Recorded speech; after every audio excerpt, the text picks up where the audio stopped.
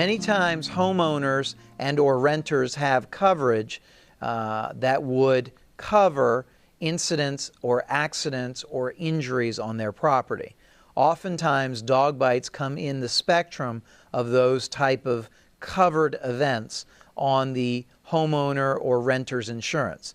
And as such, we oftentimes find that when there has been a dog bite of any serious nature, the homeowner or the renter generally has some form of insurance coverage that will take care of the claim and or satisfy a judgment.